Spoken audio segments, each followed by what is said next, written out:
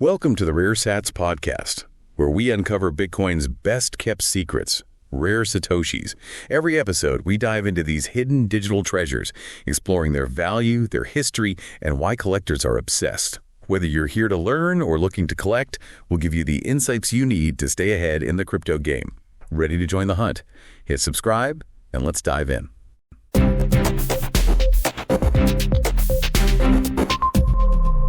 All right, Sat Stackers, welcome back. You know where you are. You are locked into the Rare Sats podcast. Back at it again. Back at it again. We're going to go deep into the most prized, the most legendary. Holy Grail. The Holy Grail, yeah, of Bitcoin, the Mythic Sat. That's right. So first, I gotta ask you something.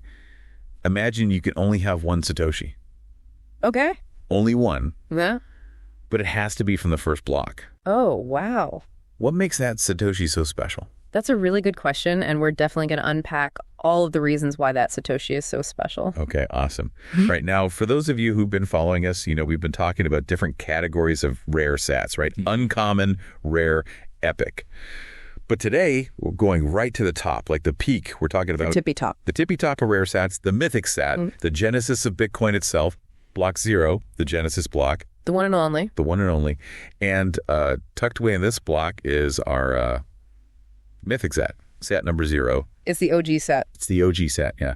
It is the very first Satoshi to ever exist. It's kind of wild, isn't it? It's pretty crazy. To think about that, like all these years later, that very first one. And what's really fascinating about the Genesis block is that it's not just about being first. It's kind of like, a time capsule deliberately coded by Satoshi to be fundamentally different from every other block in the blockchain. So what makes it so different? Well, for starters, it was mined by Satoshi Nakamoto themselves. Okay, that's a big one. Right. So imagine, owning a piece of art. Yeah. Crafted by the anonymous master themselves. Yeah. And the origin's just shrouded in mystery. Talk about a collector's item. Yeah. But it's more than just who mined it. Yeah. Right? You said deliberate coding. Exactly. So the 5 billion sats in the Genesis block's Coinbase reward are unspendable. They're what? Unspendable. So Satoshi purposely omitted them from the transaction database. So it's like a locked treasure chest that no one, not even Satoshi, can ever open. Wow. So trying to spend them would be rejected by the network. So they're just there. Just that. They just exist. Yeah. It's a rule hard-coded into Bitcoin's DNA, basically, from version 0.1. So this Mythic Sat 0. Yeah. It's like a ghost. It exists. We can see it. It's out there. It's out there. Yeah. But it's out of reach. It's taunting us. It's taunting us, yeah. But it's beautiful. It makes you think, why? Why would Satoshi make it that way? Was that just, something you had to do back then? Or was it a message? Yeah. I think a lot of people think that it was a way to prevent double spending. Oh. Right? Because in the early stages of Bitcoin... Makes sense. It was brand new. Who knows what could have happened? Yeah. Some people think that it was a very strong message. Oh. About Bitcoin's core values. Okay. Decentralization. Right. Immutability. And by locking away those first sats, Satoshi demonstrated that even they, the creator, couldn't control them. That's pretty powerful. Isn't it? They're powerful. So it's almost like those unspendable sats are like a monument to those principles. I think so. Yeah. Yeah, that's interesting. And then there's that headline embedded in the Genesis block. Oh, yeah. I always think about that.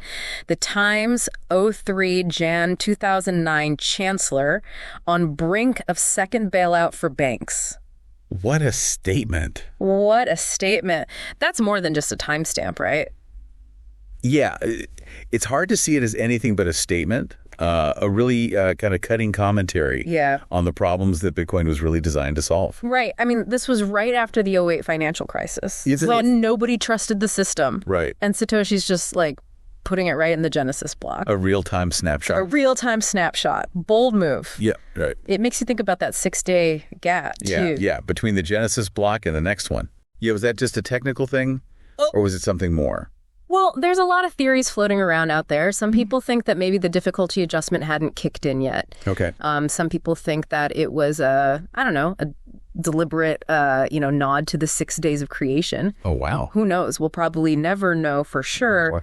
But it's those unanswered questions Yeah. that make the Genesis block and the Mythic Sat Right. so mysterious. So mysterious, right? Amazing. So we know that the Genesis block is unique. It's got all the symbolism. But what about the Mythic Sat itself? What makes Sat 0 yeah. different from all the other Satoshis in that block? That is a great question. It's a fantastic question.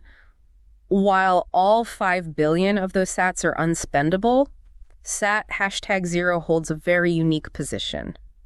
It's not just the first Satoshi. It's the Satoshi that kicked off this whole digital revolution. So it's not just about like how rare it is. Yeah. It's about the history. Exactly. Think about it.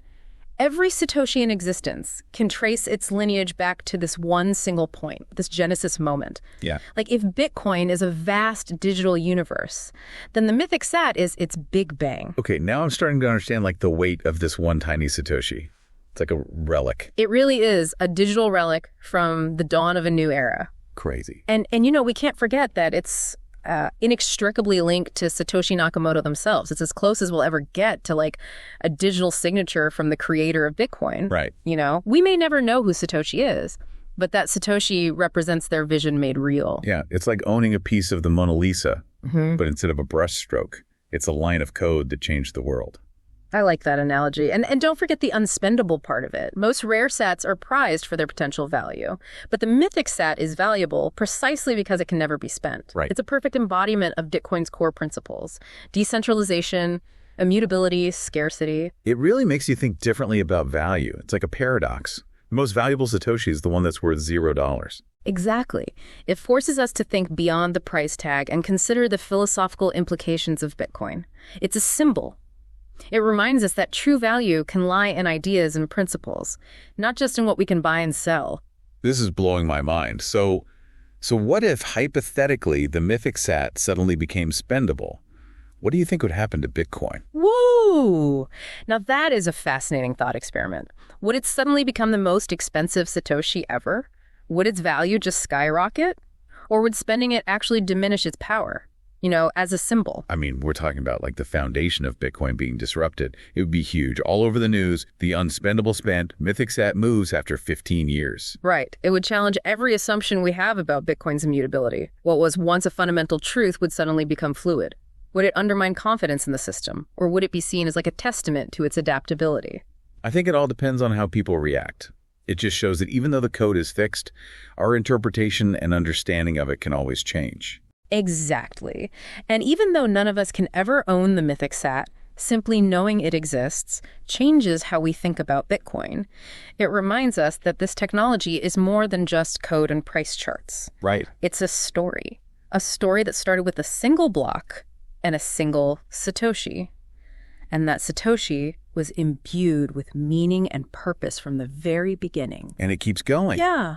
With every block. And that story is about so much more than just tech. Yeah. Human ingenuity, the desire for financial freedom, the power of these decentralized systems. That's a good point. Yeah. We've talked about a lot, on this deep dive, the Genesis block, the Mythic Sat. What else? I mean, just this whole fascination with where Bitcoin came from. We've touched on the technical, the historical, even the philosophical. Yeah, I really like how this one little Satoshi can get us talking about all this stuff. Right? But before we go, I want to go back to that question from the beginning. Oh, yeah. What makes that specific Satoshi from the Genesis block so special? Exactly. Now that we know, all about it, what do you think? I think it really comes down to this. That Satoshi, Sat #0, it represents the spark that set off this whole global movement. Wow.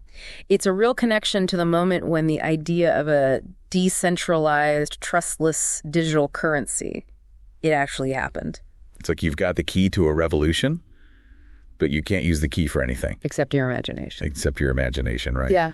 Yeah, it's powerful. A symbol of what we can do, the power of innovation. For sure. And even though we can't own it, just knowing about the Mythic Sat, it makes you think about Bitcoin differently. It really is. It's more than just the code, the charts, all the hype. Yeah. There's history, philosophy, all this stuff behind it. It's a revolution. It's a challenge. Exactly. Bitcoin's not just like some digital thing to buy and sell. It's an idea. It's an idea. Yeah. It's a story, and it's still going. And we're all part of it. Well said. Yeah. I think that's a good place to to stop. Yep. But before we go, I want to leave everybody with a final thought. Okay.